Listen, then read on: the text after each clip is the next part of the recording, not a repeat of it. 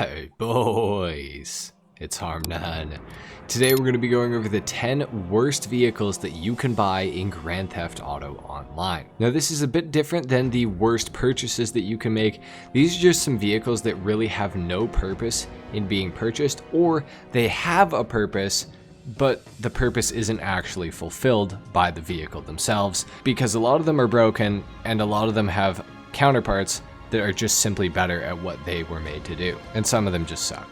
So anyways, let's go ahead and get into it, starting off with number 10. So at number 10, we have the Luxor Deluxe and the Swift Deluxe. Now, obviously everybody knows pretty much by now, the Luxor Deluxe and the Swift Deluxe are the two biggest wastes of money in the entire game pretty much. The Luxor Deluxe costs $10 million and the Swift Deluxe costs $5,150,000, and both of them are completely terrible and don't really offer anything that interesting. You can buy a regular Luxor for somewhere around 1.7 million, and you can buy a Swift for around the same. However, these are just gold plated and can take one additional homing missile before they blow up.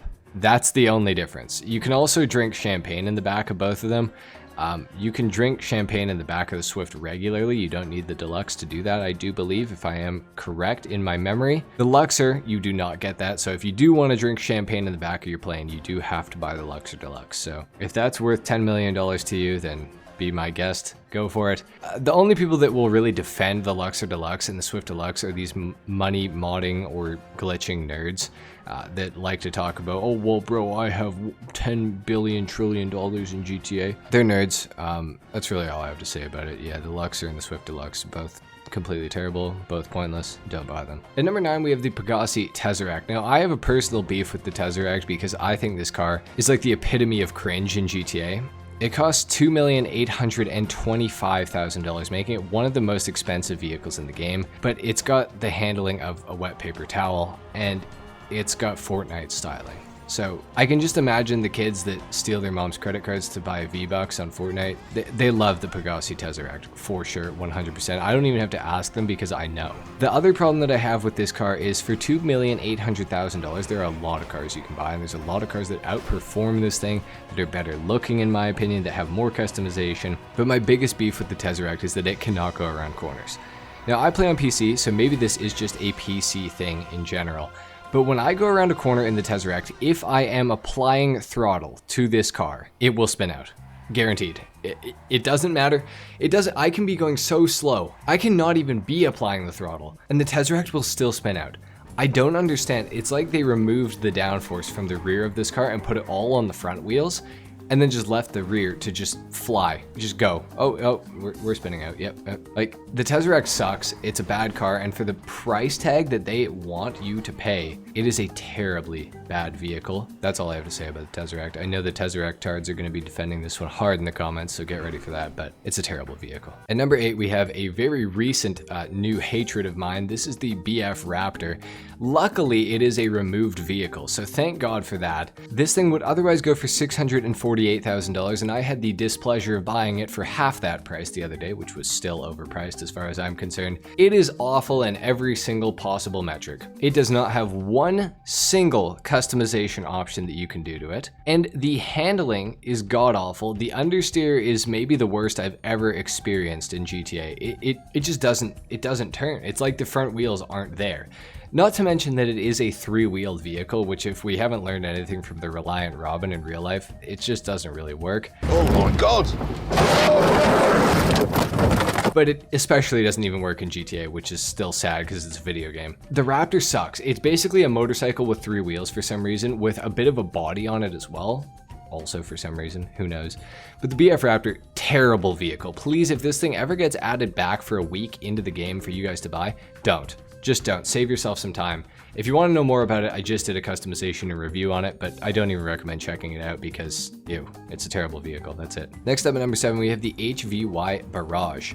Now the Barrage goes for $1,595,000 if you have the trade price, and if you don't have the trade price, it's $2,121,350. Now, the Barrage is not a awful vehicle. It's not like terrible. Like, in comparison to a lot of the other vehicles on this list, it's actually pretty good. Like, as far as I'm concerned, it's got a little bit of armor. It can take about 4 RPGs, which that's good. Like, that's pretty good. It's also got a front-mounted machine gun and a rear-mounted machine gun, which is cool. It can hold 4 players. It's got a little bit of customization, but the problem lies in the price tag of this vehicle. Even if you have the trade price, it is $400,000 more than the Night Shark, and the Night Shark is better in literally every single metric, except for maybe offensive capabilities, because this does have 2 guns and the Night Shark only has front-mounted machine guns. But in every other metric, the Night Shark is better. The Menacer is also cheaper than this thing if you don't have the trade price unlocked, and the Menacer has more armor than the Barrage. It also has a top-mounted machine gun and a driver-controlled machine gun as well. It's kind of better than the Barrage, and the Insurgent Pickup Custom is still cheaper than this thing without the trade price.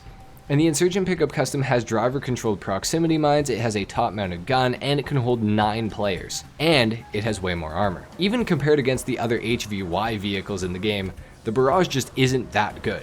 It's cool looking. I don't actually hate this thing at all. The only reason it's on this list is just because it's bad compared to the other ones.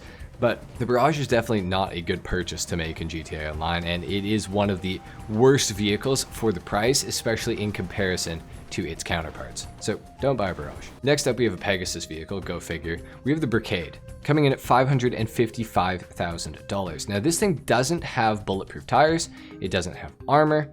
It has no place in the game now because they've added the Brigade 6x6, which is different. It's got 6x6 after Brigade, which is of course the Acid Lab, and it is like 10,000 times better than the regular Brigade. There's no reason for the Brigade to exist in the game. I think that Rockstar tricked a lot of players by adding the Brigade as a Pegasus vehicle because it is a sale vehicle in the CEO cargo missions. And you can upgrade it with bulletproof tires as well as additional armor, and it can actually take a few hits when you're doing a CEO cargo sale. So I think players thought, wow, this is actually a pretty good vehicle. It rams other things out of the way pretty easily. I'm going to buy it as a Pegasus vehicle because it's going to be just as good as they are in the sale missions. It's completely terrible. Don't buy a Brigade. Get the 6x6 with the Acid Lab in it. Forget the regular Brigade exists. Number 5, we have the post-op van. Now, this goes for $59,850 and you can have one of them. But the only thing worse than getting 3 of these as MC sale vehicles is purchasing one for $60,000 as a Pegasus vehicle. Why on earth? I pray to God that no one has actually bought this.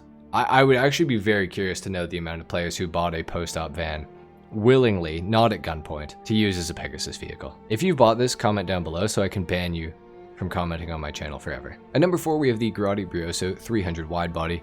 $610,000 just for the Brioso 300, which is already steep, and then an additional $585,000 for the upgrade to the wide body. Guess what the top speed is? It's 96 miles per hour. Bruffy1322 tested it, shout out to him. 96 miles per hour for a nearly $1.2 million car. I don't think I really need to say much more than that. It also has terrible handling.